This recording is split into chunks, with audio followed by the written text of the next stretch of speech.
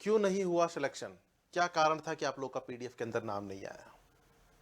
आज ये क्वेश्चंस मैं उन स्टूडेंटों से पूछता हूं जो कि सेंट्रल गवर्नमेंट की तैयारी कर रहे थे, नॉर्थ से 10 प्रीलिम्स की तैयारी कर रहे थे और किन्हीं न किन्हीं कारणों की वजह से उनका सिलेक्शन नहीं हो पाया। उन कारणों को मालूम करने के लिए आज ये सेशन आप लोगों के लिए मैं लेकर के आ रहा हूं। Welcome to Utkarsh nursing classes. This is doctor Shailendra Singh Sinwar.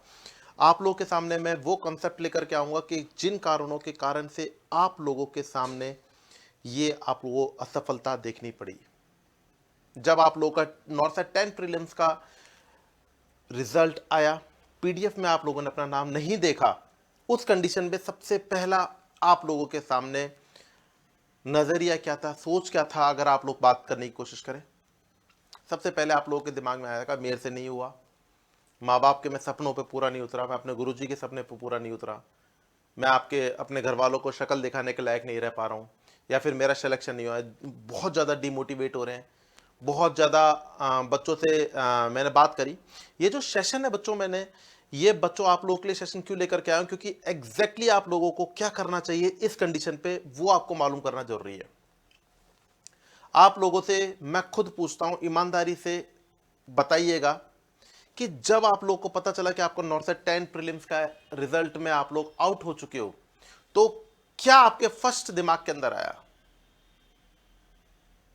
क्या चीज आपके फर्स्ट दिमाग के अंदर आई कि घर वाले क्या सोचेंगे, बाहर वाले क्या सोचेंगे, वो हंसेगा, मेरा वो ड्रीम था वो पूरा नहीं होगा, एक्स वाई जेड में इसके लिए नौकरी लग रहा था वो पूरा नहीं होगा? नहीं। आप लोगों के सामने क्या किसी एक सिंगल पर्सन बंदे के ये दिमाग में आया कि नॉर्थ से 10 प्रीलिम्स का मैं अनक्वालिफाइड होने का कारण उसने सोचने की कोशिश की? वो रात, वो शाम, जब दुनिया खुशी मना रही थी, नॉर्थ से 10 प्रीलिम्स में उनका नाम आया था और वो मोटिवेट हो रहे थे, और वो स्टूडेंट जो कि असफलता प्राप्त कर चुके थे वो समय क्या कर रहे थे? जितने बच्चों ने मुझसे कांटेक्ट करने की कोशिश की, मैंने उनसे एक ही बात बोली, आज की नाइट खुद को दो और कॉज मालूम करने की कोशिश करो कि क्या कमियां रही जिसकी वजह से मेरा सिलेक्शन नहीं हो पाया। एग्जैक्ट वो कौन से कॉजेस से जिसकी वजह से मेरा सिलेक्शन नहीं हो पाया।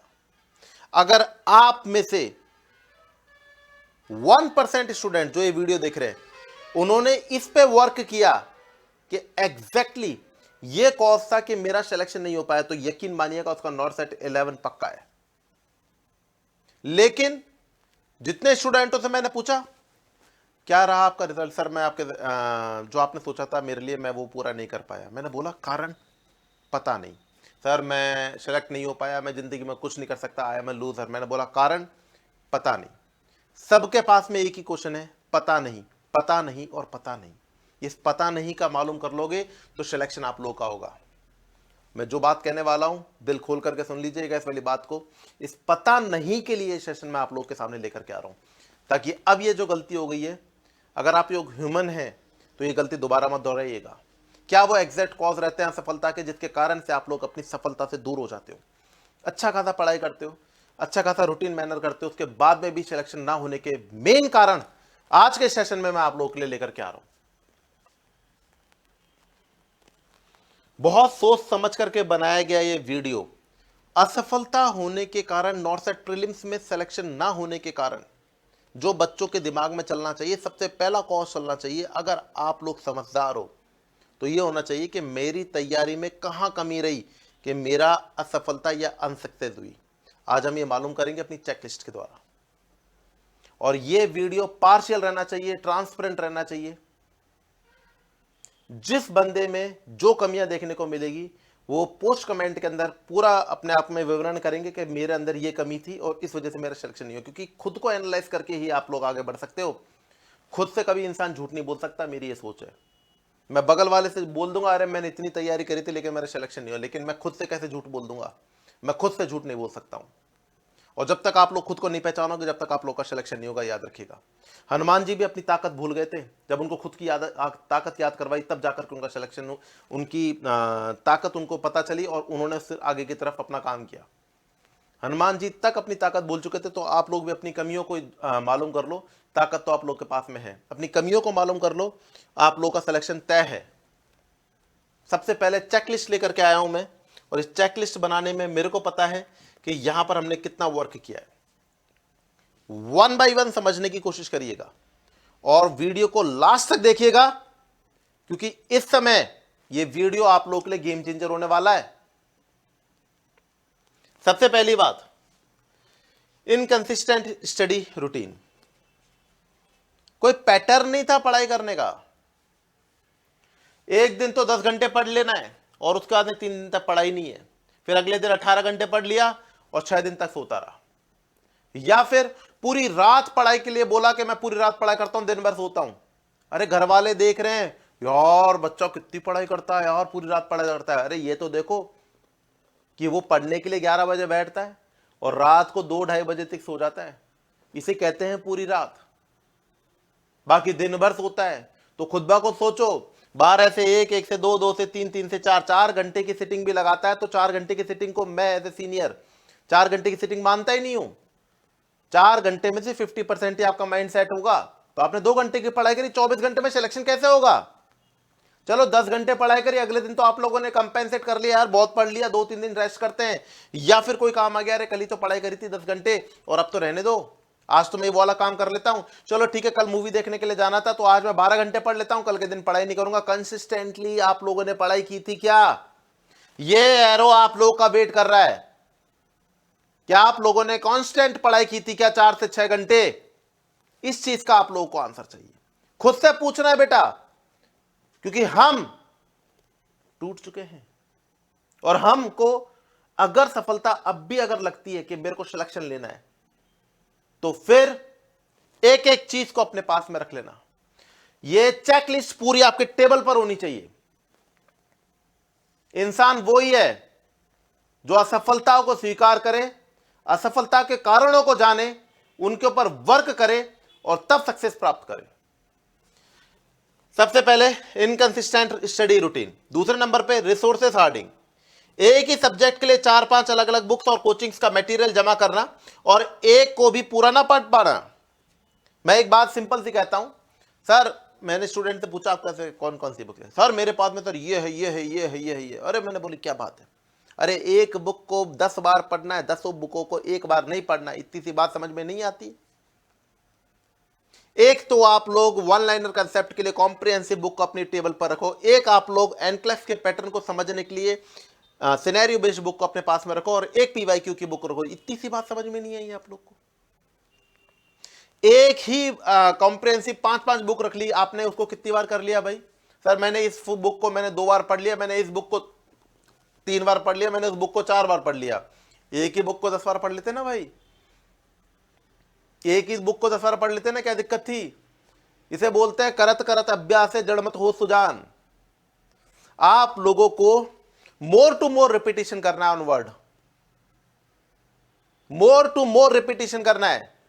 यह मत पूछना कि सर कौन सी बुक बेस्ट है, सभी बुक बेस्ट है, पर आप उसके अंदर कितनी महारत ले सकते हो, उस बुक के अंदर आप लोगों ने कितनी बार हाईलाइट किया है, वो कागज गल जाना चाहिए। हाइलाइटर कभी चमकीला सा, हरा सा, पीला सा, पिंक सा, ये सभी इतने प्रकार के आपके क्या हाइलाइटर्स लग रहे हैं, ये बताता है आपकी बुक की क्वालिटी को कि आपने कितनी बार उस बुक को रिपीट किया है। तीसरे नंबर पर improve syllabus tracking. High yield topic जैसे मैथ्स, अर्थ, ओबीजी, फंडा और लो यील्ड टॉपिक के बीच में वेटेज का बैलेंस नहीं समझना। मेरे को जो अच्छा लगता है मैं तो वो पढ़ रहा हूं। मेरे को ईएनटी ज्यादा पसंद है, ईएनटी में मेरी महारत है, मैंने तो ईएनटी पढ़ ली। मेरे को ऑन्कोलॉजी पढ़ने में महारत है, मैंने तो ऑन्कोलॉजी पढ़ ली। अरे भाई वेटेज पहचानने की कोशिश करो। मेरे को न्यूट्रिशन अच्छा लगता है, मैंने न्यूट्रिशन कवर कर लिया क्योंकि विटामिन के नाम मेरे को अच्छी तरीके से याद हो गए। तो इसका मतलब अपने कंफर्ट जोन से बाहर कभी आओगे? आपको जो पसंद है वो मैटर नहीं करता है, मैटर करता है एग्जामिनर को क्या पसंद है, करंट ट्रेंड में क्या चल रहा है, वो मैटर करता है। कब समझेंगे आप इस वाली बात को? अपने कंफर्ट जोन से बाहर आ जाओ। मैटर नहीं करता है आपको क्या पसंद है, उससे बढ़ करके जो पसंद नहीं है उसके लिए पढ़ना है, तभी जाकर के आपका सपना सेंट्रल गवर्नमेंट और स्टेट गवर्नमेंट का बनने का पूरा होगा। अभी भी मान जाओ, अगर पढ़ाई समझ में नहीं आती है इसलिए ही सिलेक्शन नहीं हो रहा है, अगर समझ में आ जाती तो सिलेक्शन हो जाता। मैं तो कैसा पढ़ाता हूं यार, इनका तो भैया टफ मामला लगता है, टफ मामला लगता है, उसको सिंपल कर लो सिलेक्शन हो जाएगा। इस चीज को समझने की कोशिश करेंगे आप लोग, अपने कंफर्ट जोन से बाहर आना है। जो आपको अच्छा लगता है मैटर नहीं करता, मैटर करता है कि एग्जामिनर को क्या पसंद है, करंट ट्रेंड में क्या चल रहा है। मैन्यूअर्स मुझे समझ में नहीं आते, पेपर में तो आते, करें क्या। मैकेनिकल वेंटिलेटर समझ में नहीं आता, पेपर में तो आता। प्रॉब्लम तो यही है कि कंफर्ट जोन से कब बाहर आएंगे। रिसर्च समझ में नहीं आती, पेपर में तो आती। फिर सब चीजों का जवाब ये वीडियो है आप लोगों के पास में। अगर आप इस वीडियो को ढंग से समझ लेंगे तो आप लोग नॉर्सेट 11 के अंदर फाइनल सिलेक्शन विद रैंक लेकर के आओगे। आपसे वादा करता हूं आज के दिन में आपसे कि आज जो ये वीडियो देख रहा है, ये नॉर्सेट 11 के अंदर टॉप रैंक लेकर के आने वाला बंदा है, याद रखना। और उसके अंदर आप हो, खुद को देखो, आप हो जो सिलेक्शन नॉर्सेट 11 के अंदर विद टॉप रैंक लेकर के आने वाले हो, क्योंकि आप इन पे वर्क करने वाले हो। Lack of visual study material, सिर्फ टेक्स्ट पढ़ना, मेमोरी रिटेंशन के लिए फ्लो चार्ट्स, कलर डायग्राम या एनेस्थेटिक विजुअल नोट्स का यूज ना कर पाना। हाइब्रिड मॉडल के ऊपर पढ़ाई करनी चाहिए। आप लोगों ने स्क्रीनशॉट रख लिए, क्या उसकी पीडीएफ बनाने की कभी कोशिश की? खुद ब खुद बता दीजिएगा, अपने मन से पूछिएगा। आप लोगों ने मोबाइल के अंदर स्क्रीनशॉट इतने सारे रख लिए, इतने सारे रख लिए कि लास्ट में जाकर के मोबाइल भी चेंज हो गया, आप भी चेंज हो गए।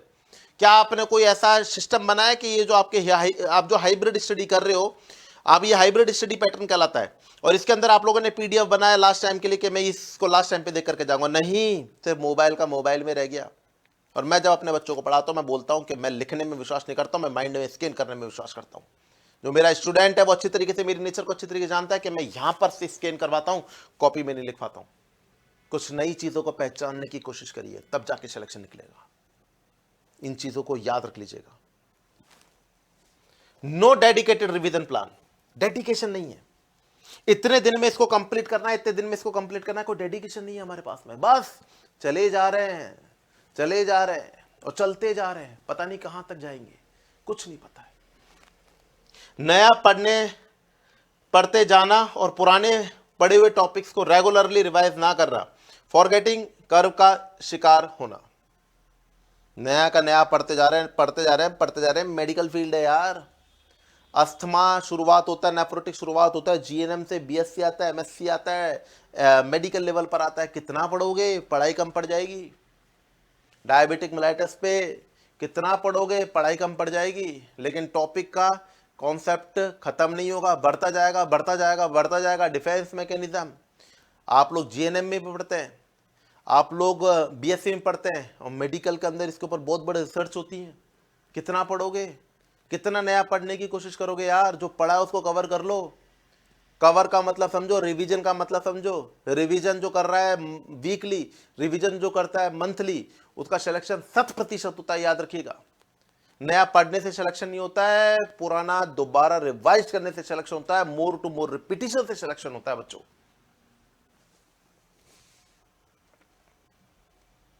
फर्दर बात करें, रोट मेमोराइजेशन, रटा मार रहा। किताब ले ली, प्रीवियस ईयर्स के क्वेश्चंस ले लिए, टक टक टक टक टक टक टक टक टक टक टक टक 100 क्वेश्चन खत्म। टेस्ट सीरीज आई, टक टक टक टक, खाना खाते समय टक टक टक टक, बस खत्म। एक टेस्ट सीरीज में एक मॉक टेस्ट देने के लिए जो आपका निर्धारित टाइम 1.5 से 2 घंटे, उसको कवर करने के लिए 5 घंटे लगते हैं। कभी आपने सोचा है? 5 घंटे किसे कहते हैं? 100-125 क्वेश्चन के लिए 5 घंटे। बट हमारे पास में क्या है? इसका आंसर ये है, ठीक है। इसका आंसर ये है, ठीक है। क्यों है पता नहीं, ठीक है, ठीक है, आएगा, देख लेंगे। नॉर्सेट इस बात पे विश्वास नहीं करता है। अगर आप लोगों ने देखा हो नॉर्सेट 10 प्रीलिम्स का पेपर, सबके सब कहते हैं यहाँ से आया, यहाँ से आया, हमने पढ़ाई आए, वो आए, तो कुछ भी आई डोंट नो मेरे पास में आया, किसके पास में आया। सब टीचर अपना बेस्ट देने की कोशिश करते हैं। सिंपल सी बात मैं बोलूँ, प्रीवियस इसके यील्ड टॉपिक्स ही आप लोग के पास में थे, लेकिन उसको थोड़ा सा ट्विस्ट करके पूछ लिया और कुछ भी नहीं किया। नॉर्सेट वही टॉपिक्स रखता है, उसके अंदर कुछ नया निकालने की कोशिश करता है। क्या आपके वो कॉन्सेप्ट क्लियर है या आपके लॉजिक्स क्लियर है? तो आप लोग तैयार हो नॉर्सेट 11 के लिए। कमी है, अभी से पढ़ना शुरू कर दो। कंसेप्ट को समझने की जगह सिर्फ एमसीक्यू और उनके आंसर्स को याद कर लेना। राम श्याम की गंगा मैली हो गई। क्वेश्चन में आ गया श्याम राम की गंगा मैली होगी? नहीं भाई, राम और श्याम की गंगा मैली हुई है भैया। प्रॉब्लम तो यही है हमारे देश की। रटाफिकेशन पे नहीं चलना है, भेड़ चाल पे नहीं चलना है। शेरो अलग अपना साम्राज्य बनाओ। शेरो, शेर अकेला चलता है हमेशा, याद रखिएगा। वो कुछ नया करने के लिए भीड़ का हिस्सा बनने की जरूरत नहीं होती है, कुछ हट करके करने की जरूरत होती है। और जब कुछ हट करके चलते हो तब आप देखना पीछे की तरफ, आपके पीछे आपकी भीड़ खड़ी होगी। और वो वक्त आप लोग का अब से आ चुका है। हट करके चलो, ऐसा करो जो आपने प्रीवियस कभी नहीं किया, ऐसा करो जो आपके फ्यूचर के लिए बेस्ट हो। Weak anatomy and the physiology, simple सीधी बात, medical surgical nursing completely based on the anatomy and physiology. Physiology का डिस्टर्बेंस होगा, पैथोफिजियोलॉजी बनेगी, पैथोफिजियोलॉजी बनेगी तब साइन सिम्टम समझ में आएंगे, जब साइन सिम्टम समझ में आएंगे तब उसका मैनेजमेंट होगा। इतनी सी बात नहीं समझ में आई? 10 मेडिकल सर्जिकल नर्सिंग कैसे पढ़ते हुए आ रहे हैं? Definition, etiological cause, sign symptoms, intervention. Pathophysiology खत्म। पैथोफिजियोलॉजी कहां से बनी? जब फिजियोलॉजी में डिस्टर्बेंस हुआ तब पैथोफिजियोलॉजी बनी। और जिसने पैथोफिजियोलॉजी समझी उसका साइन सिम्टम समझ में आया, और जहां साइन सिम्टम समझ में आया वहां पर आपने मैनेजमेंट किया। इसे बोलते हैं कंसेप्ट, लॉजिक और रेशनल। मतलब बेस से अपने को तैयार करो। वक्त है, अभी भी सुधर जाओ। वक्त है, अभी भी सुधर जाओ। कल को वक्त नहीं रहेगा बच्चों, याद रखिएगा। Ignoring non nursing subjects. पूरी तैयारी करते हैं, लास्ट टाइम पे 20 क्वेश्चंस को देख करके बोला सर ये समझ में नहीं आता। अरे भाई अखबार पढ़ो, किसने मना किया?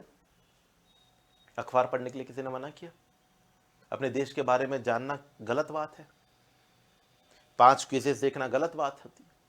आप पजल्स देखो अखबार के अंदर, उसको सॉल्व करोगे, आपके आधे तो क्वेश्चन वहीं पर हो जाएंगे क्विज पैटर्न्स के ऊपर। आप लोगों को मैथ, रीजनिंग और जनरल नॉलेज को बिल्कुल नहीं छोड़ देना चाहिए। आप बिल्कुल ही छोड़ देते हो जो रैंक डिसाइड करने के लिए क्रूशियल होता है आपके सामने। यकीन मानिएगा, सबसे ज्यादा डर एग्जाम के टाइम पे जो आपको कॉन्फिडेंस को पीक लेवल पे गिराता है वो है आपके नॉन टेक सब्जेक्ट। डेली नहीं पढ़ाई कर सकते हो, वीकली नहीं पढ़ाई कर सकते हो, मंथली नहीं पढ़ाई कर सकते हो इन चीज़ों की। क्या आपको दिक्कत आ रही है कि हमारे देश का प्रधानमंत्री कौन है, हमारे देश के फलाना सिंह कौन है? ये बेसिक चीज़ें हम उनको पता होनी चाहिए। आप देख लीजिए नॉर्थ साइड 10 प्रीलिम्स के अंदर किस लेवल के क्वेश्चन पूछे गए, ये आपको पता होने चाहिए, बिकॉज वी आर इंडियन यार। Not understanding the rational, rational समझने में दिक्कत है। रेशनल पल्ले ही नहीं बढ़ते, और पल्ले नहीं बढ़ते तो हम टच नहीं करते। क्यों भाई? ये 80,000 1 लाख रुपए का सपना देख रखा है तो भैया पढ़ना पड़ेगा। मेरी क्लास आती है north side series 360 degree series, देख के चल जाते हैं क्योंकि यार समझ में नहीं आता। अरे बेटा जो समझ गया ना फिर वो क्लास नहीं छोड़ के जाता। प्रॉब्लम तो यही है, जो एक बार क्लास के अंदर समझने के लिए आ गया वो क्लास छोड़ के नहीं जाएगा जब तक सिलेक्शन नहीं होगा। आपसे वादा कर रहा हूं मैं। इस चीज को ही आप लोग को याद रखना है कि रेशनल को ही समझना है। स्किपिंग और बोरिंग सब्जेक्ट्स, मैनेजमेंट, रिसर्च नहीं आता, आनंद नहीं पढ़ रहे, कम्युनिटी हेल्थ नर्सिंग अरे नहीं आता समझ में, लोग गए। मेडिकल सर्जिकल अच्छी लगती है, ओबीजी अच्छी लगती है, फंडा अच्छी लगती है, या कम्युनिटी में मजे नहीं आते, आनंद नहीं आता भाई पढ़ाई करने में। अरे भाई क्या बात है, मजे लेने के लिए थोड़ी ना पढ़ रहे हो, सिलेक्शन के लिए पढ़ रहे हो। और जब तक आप इससे दोस्ती नहीं करोगे जब तक सिलेक्शन नहीं होगा। मैं आज अगर आपसे बोलूं कि कोई मूवी की आप स्टोरी बताइए, सड़ासड़ बोल देंगे। अभी कौन थी, धुरंधर 2, 1 जो चल रही, सब बोल देंगे साहब, अरे ये कर दिया और उसने तो उसकी याद दिला दी, इसकी याद दिला दी। क्या बात करते हो? लेकिन अगर मैं बोलूंगा कि मैकेनिकल वेंटिलेटर के टाइप होते हैं, सीपैप बाईपैप, उनका वर्क बता दीजिए, वो तो भूल गया मैं। कारण दोस्ती नहीं थी सीपैप बाईपैप से, बोर करके समझा उसको, इंटरेस्ट से नहीं समझा। हाँ, धुरंधर 2 के अंदर मैंने इंटरेस्ट लिया था, इस वजह से मुझे पूरी की पूरी स्टोरी इसकी याद है। जहां पर अपने टॉपिक से आप लोगों ने दोस्ती कर ली ना, वहां पर तो आप लोगों का हो गया सिलेक्शन। और जहां पर उसने अपने वर्कलोड समझा ना कि मुझे पढ़ना है यार, वहां पर सिलेक्शन नहीं होगा, फिर वो पढ़ोगे ही। प्रॉब्लम तो यही है कि आप लोगों को चीज को एक्सेप्ट करो, अपनी विद्या से दोस्ती करो, बोझ मत समझो उसको। मन होना चाहिए रात के टाइम पे, अरे यार सुबह पढ़ना है, नहीं अरे यार सुबह पढ़ना है, कब मेरी नींद पूरी होगी।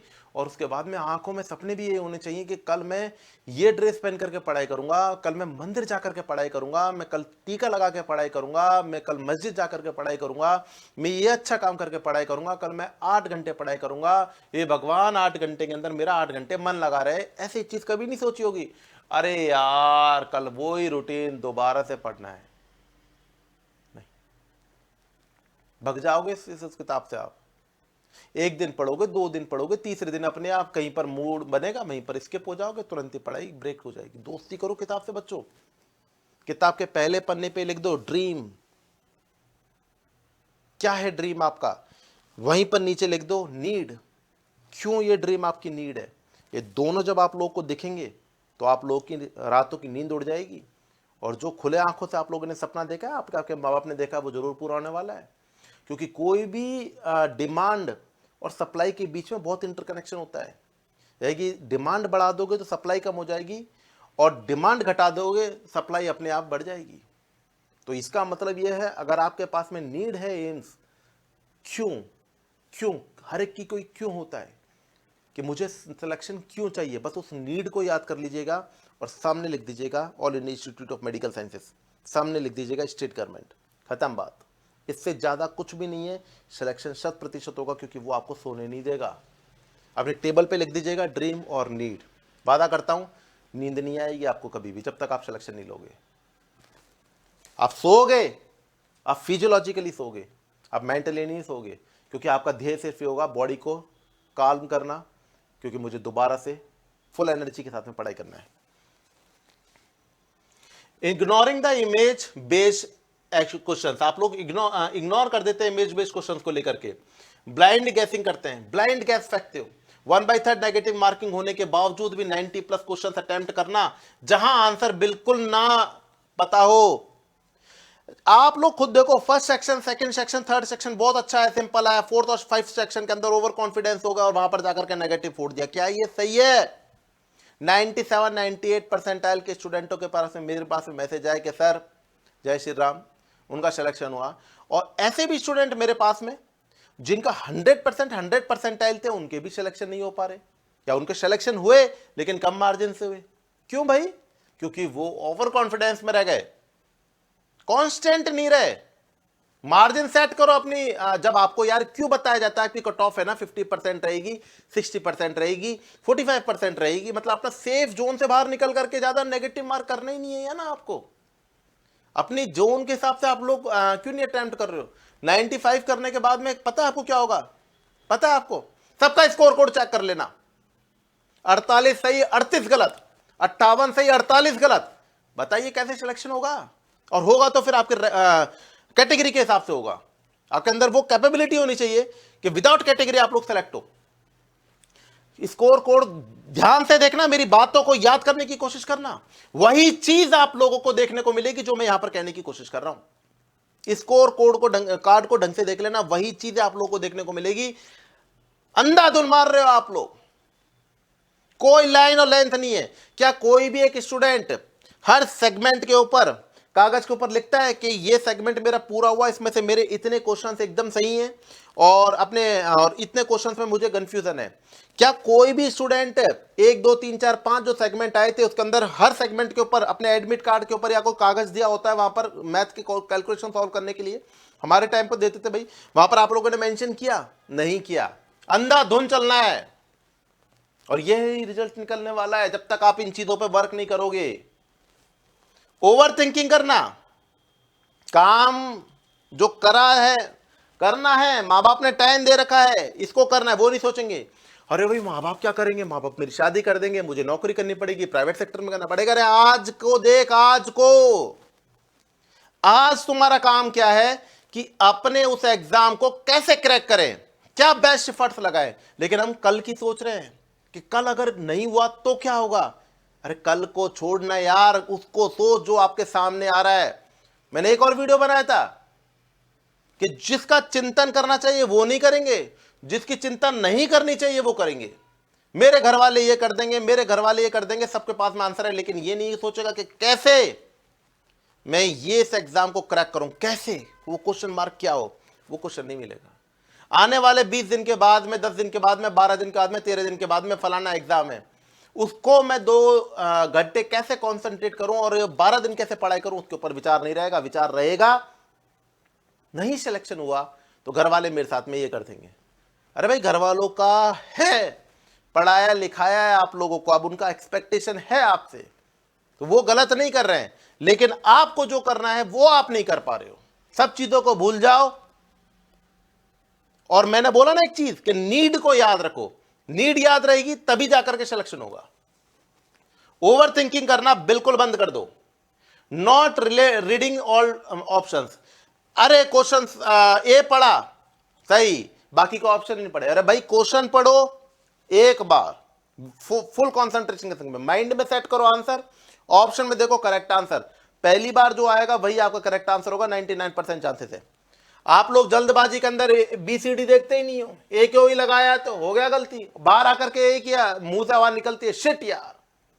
ये शिट छोड़ो, राधे राधे कर दो रे भाई। सेकंड गेसिंग, अपना पहला इंस्टेंट जो अक्सर सही होता है बदल कर लास्ट मिनट पर आंसर चेंज कर देना। हर का मैं पूछना चाहूंगा, जो बच्चा आज के दिन ये वीडियो देख रहा है, 1 2 3 4 5 6 ये जो 17 18 जितने भी टॉपिक्स हैं, जो गलतियां आप लोगों ने करी है वो मेंशन जरूर करिएगा नंबर वाइज, और कुछ नया आप लोगों ने गलती करी है वो भी मेंशन कर देना। मैं देखना चाहता हूं कि आपकी गलतियां क्या है। नॉट अटेम्प्टिंग फुल लेंथ मॉक्स, हम मॉक्स अटेंड नहीं कर पा रहे हैं। 1.5 घंटे का मॉक्स है, मान लीजिएगा 1 घंटे के बाद बोला अभी तो चाय वाय खाना पीना खा लेते हैं। अरे भाई, एग्जाम में कोई चाय वाय खाना पीना दोगे क्या भाई? आपको मॉक टेस्ट देना है, मॉक टेस्ट दो, उसका पूरा सिलेबस रिवाइज करो, 4 से 5 घंटे एंगेज कर दो। माँ बाप को पता होना चाहिए 5 घंटे तक ये मॉक टेस्ट दे रहा है, 5 घंटे तक तो उठेगा नहीं टेबल पे से। वो डेडिकेशन मुझे आपको अंदर देखना है आपके। Missing error log diary, mock means गलतियां हुई, उन्हें लिखकर समझकर उन पर दोबारा काम ना करना। आप लोगों की जो गलतियां, आपने एरर डायरी नहीं बनाई होगी, एरर डायरी किसी ने नहीं बनाई होगी। अगर आप लोगों को ये चीज एरर डायरी के ऊपर वर्क नहीं करोगे तो फिर कैसे सिलेक्शन होगा? वीआईपी स्कोर, पर वीआईपी स्कोर के बारे में मैंने कल याद था, आज याद नहीं है, तो मैंने वीआईपी स्कोर लिखा नहीं कि मुझे वीआईपी स्कोर पढ़ना है, नहीं। और हम अक्सर देखा गया है डिग्री डिप्लोमा से लेकर के कंपटीशन में, जो छोड़ते हो वही पेपर में आता है। तो जो छोड़ रहे हैं उसको आप छोड़ करके बगल में लिख दो, और उसके बाद में वीक में 1 डे बना दो, उसके ऊपर उसको वर्क कर दो, खत्म बात, आगे सिलेक्शन फिक्स हो गया। वीक डायरी किस किसने बनाई है ये मेरे को आप सभी से जानना है। सॉल्विंग आउटडेटेड एमसीक्यू, पुराने वन लाइनर पैटर्न से क्वेश्चन सॉल्व करते हुए आ रहे हैं, latest clinical scenario pattern upgrade ना होना।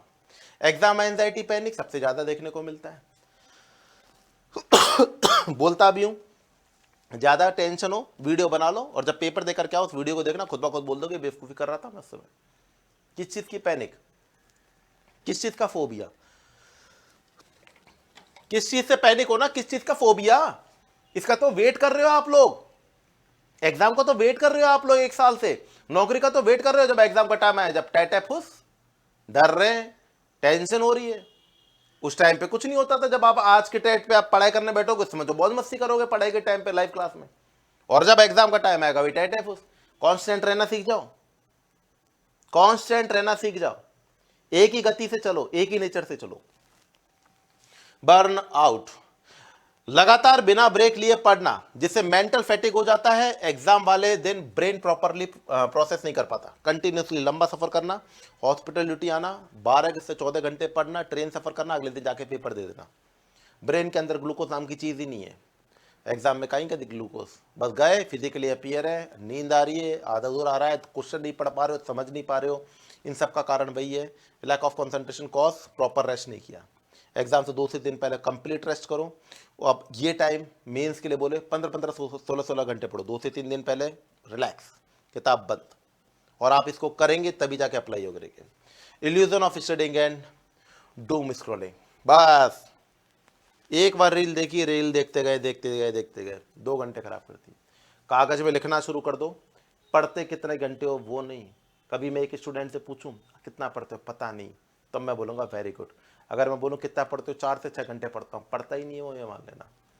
अगर वर्क करना है, कितने घंटे बिगाड़ते हो वो लिखना शुरू करो, आपकी आंखें खुल जाएगी। 24 से 48 घंटे आप लोगों ने इस पर वर्क कर लिया था, लिख करके देख लीजिएगा। 24 से 48 घंटे आप लोगों ने टाइम कितना खराब किया, अपने आप पता चल जाएगा आप लोगों का असफलता का कारण क्या है।